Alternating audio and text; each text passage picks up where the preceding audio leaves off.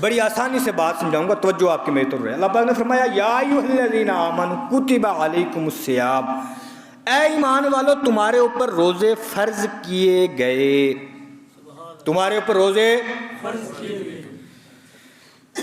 اب جب فرض کیے گئے تو سوال یہ بنتا ہے کہ روزے پھر اگر فرض کیے گئے تو کب فرض ہوئے؟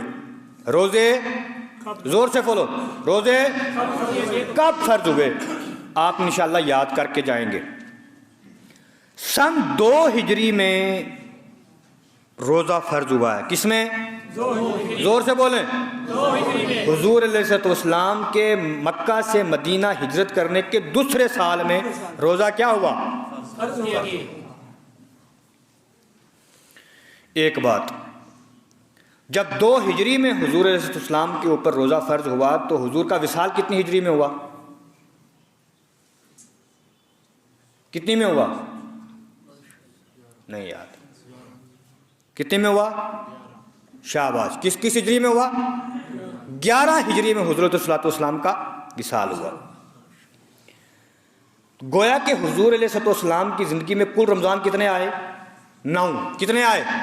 9 اور 2 11، کیونکہ 2 ہجری میں رمضان فرض ہوا تو حضور کا ظاہری وصال کتنے میں ہوا؟ 11 میں ہوا، تو 9 2 11۔ شاباش۔ حضور علیہ السلام کی زندگی میں کل 9 رمضان آئے، لیکن 9 میں سے 7 29 کا چاند تھے۔ کتنے تھے؟ زور سے بولو۔ 7 رمضان کتنے ہوئے؟ 29 روزوں کے۔ کتنے؟ 7 سال جو حضور نے عید فرمائی وہ کتنے پر فرمائی؟ 29 روزوں کے اوپر۔ اور 2 رمضان باقی بچے وہ کتنے کے ہوئے؟ 30 کے۔ شاباش۔ اب دیکھو بات سن کے سمجھ میں جائیں گے، تھوڑا سا ذہن میں بٹھا کے جانا، ایک بات کم از کم آپ کے ذہن میں رہ جائے گی۔ حضور علیہ السلام نے ارشاد فرمایا رمضان 29 کا ہو یا 30 کا ہو، ثواب 30 کا ہی ملتا ہے، ثواب 30 کا ہے۔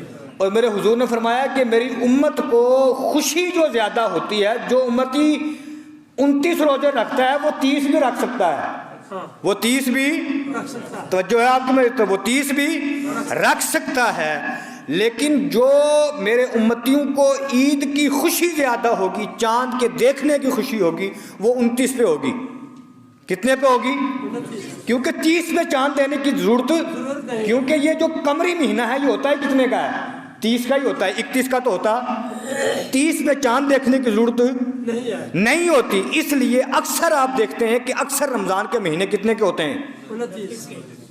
اب کچھ لوگ بسا اوقات کیا دیتے ہیں جی رویت حلال کمیٹی والے یہ مولوی ایک روزہ کھا جاتے ہیں ہر سال، پچھلے بھی 29 تھی، اسے پچھلے بھی 29 تھی۔ یہ جو 29 روزے ہیں یہ کرم ہے میرے رسول اللہ کا۔ کس کا کرم ہے؟ زور سے بولو۔ اس لیے کہ میرے حضور کی پسند یہ تھی، اللہ پاک نے نظام چینج فرما دیا۔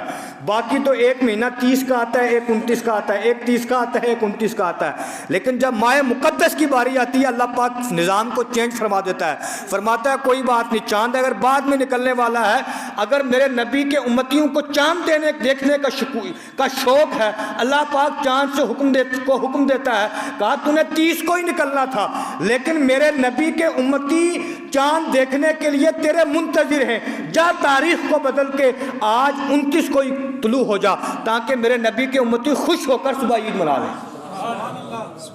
میری بات سمجھ گئے آپ؟ اسی وجہ سے حضور علیہ السلام کی زندگی میں بھی 7 رمضان کس کے آئے؟ 29 کے، اور 2 کس کے آئے؟ کل کتنے ہو گئے؟ شاباش۔ جب آپ یہ یاد کر لیں گے تو اپوزٹ بھی یاد آ جائے گا۔ کیا یاد ہو جائے گا؟ پھر یہ بھی لگ جائے گا پتہ کہ روزے 2 ہجری کو فرض پڑے ہوئے، کیونکہ 11 کو وصال ہوا تو 7 رمضان کس کے آئے؟ 29 کے۔ 2 کس کے آئے؟ اور 2 اور 9 11 میں کیا ہو گیا؟ وصال۔ ایک بات، آیت کا ایک ٹکڑا، یا ایھا الذین آمنوا کتب علیکم الصیام، اے ایمان والو تمہارے اوپر روزے فرض کیے گئے۔ کب فرض ہوئے؟ زور سے بولو۔ 2 ہجری میں۔ سب بولیں کب ہوئے فرض؟ 2 ہجری میں۔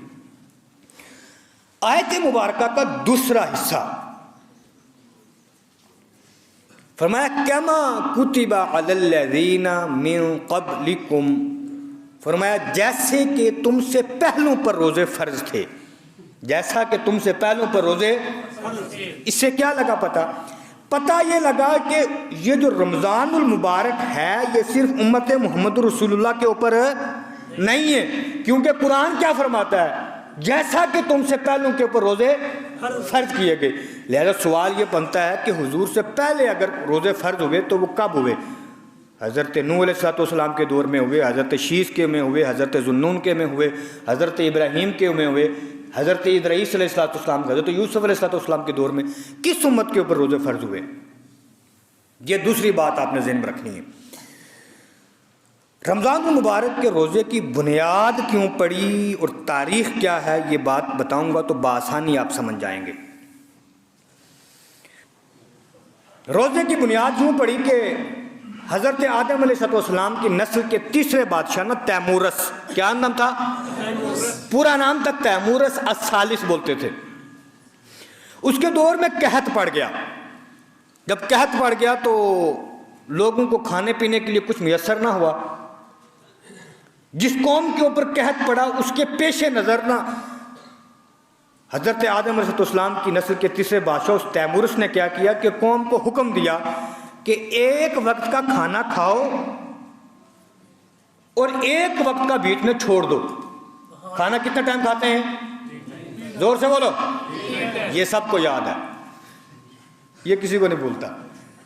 3 ٹائم کھانا کھاتے ہیں۔ میرے حضور نے فرمایا ایک ٹائم کھاؤ صبح کے ٹائم، اس نے تیمورس نے کہا بادشاہ نے، اور بیچ کا ایک ٹائم کیا کر دو؟ چھوڑ دو۔ اب وہ صبح کھاتے کھانا اور پھر کیا کرتے؟ شام کو کھاتے، دوپہر کا کھانا چھوڑ دیا۔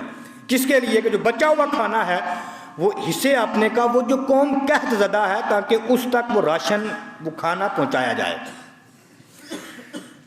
اس نے ہمدردی کی نیت سے قحط زدہ قوم تک راشن پہنچانے کی نیت سے جب یہ قدم اٹھایا نا، اللہ پاک کو یہ عمل پسند آیا۔ اللہ پاک کو یہ عمل پسند آیا۔ اب یہاں توجہ سے یہ بات سننی ہے کہ اللہ پاک نے روزے کی جو بنیاد رکھی ہے، روزے کی جو بنیاد رکھی ہے وہ ایک احساس کے اوپر رکھی ہے۔ کس کے اوپر رکھی؟ احساس۔ وہ احساس کیا تھا؟ بادشاہ کو کیا پتا تھا حکم خداوندی کیا ہے؟ اس نے اس قوم قحط زدہ قوم کے احساس کے لیے ایک وقت کا کھانا چھڑایا۔ اس لیے اس ماہ مقدس میں آپ دیکھتے ہیں کثرت سے صدقات کیے جاتے ہیں، زکوٰۃ لوگ اسی مہینے میں نکالتے ہیں۔ کوشش یہ کرنی چاہیے کہ رمضان کے آخری عشرے میں زکوٰۃ صدقات نکالنے کے بجائے رمضان کے پہلے عشرے میں شروع کے 5 دنوں میں زکوٰۃ نکالیں۔